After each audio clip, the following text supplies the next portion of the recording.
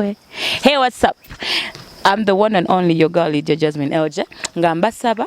Banange subscribing ku SMX Media.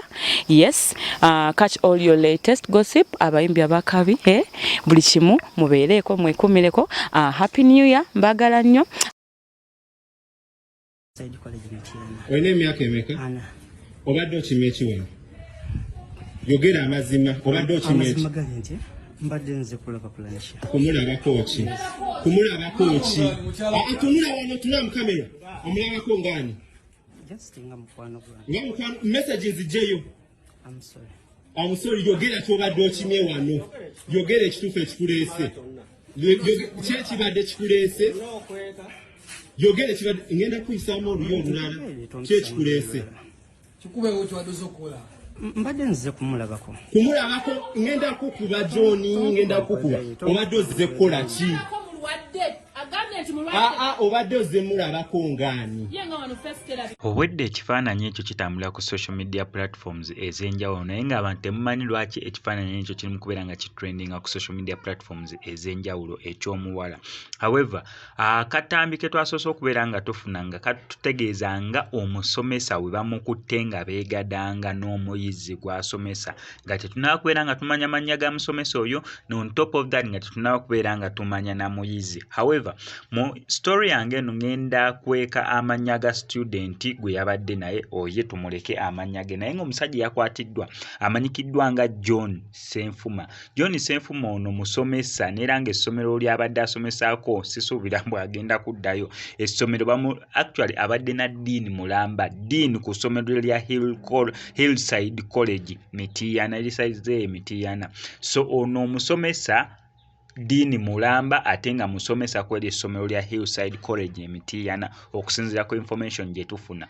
Bamukutte Lubona mu kikomera ng'agenze okubeera nga yeesanyusaamu n'omu ku bayizi basomesa.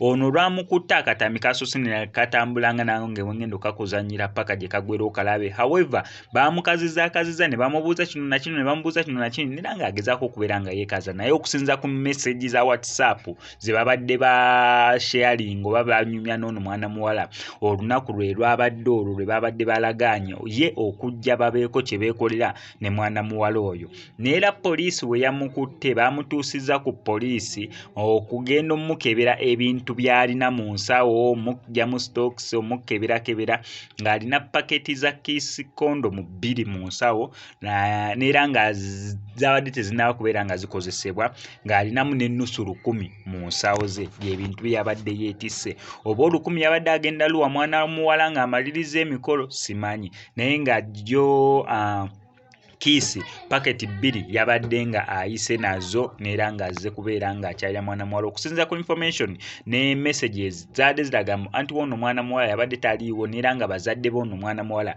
be basobodde okubeera nga bamukwata Lubona ng'ali mu kikomera azze okubeera nga akyalira mwana muwala ono basobole okubeera nga balinawo kye beekolera. Obutambi bwonna kambukuwa eno story ekyali mpanvu kubanga eri tricky. Okusinza ku information yefuna bagamba mbu messages ze tuli mu kubeera nga twa mwana muwala si yazisindika wabula waliwo omuntu mulala yazimusindikiranga asobole okubeera nga mutricking ajje bamukwate kwegamba bikyali biwanvu muko naye nga bwe buno obutambi bwa John Senfuma eyamazidde okubeera nga akwatibwa poliisi. Naye nga sinabeera nga mukuteerako bamika nkusaba kusubscribing hano ku SMX Media tujja kubeera mu missing updates naddala nga zino.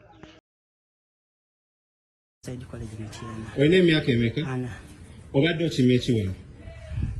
Yogera amazima. Obadde okimeeki? Amazima gali nti mbadde nze kulaba kulanisha. Kumulabako ki? Kumulabako ki? Tunula wano tuna mu kamera. Omulabako ngani?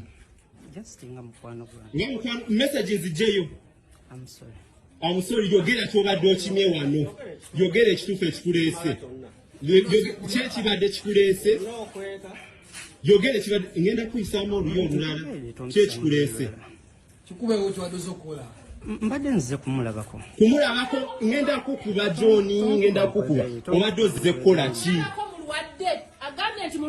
Obadde ozze mulabako ngani?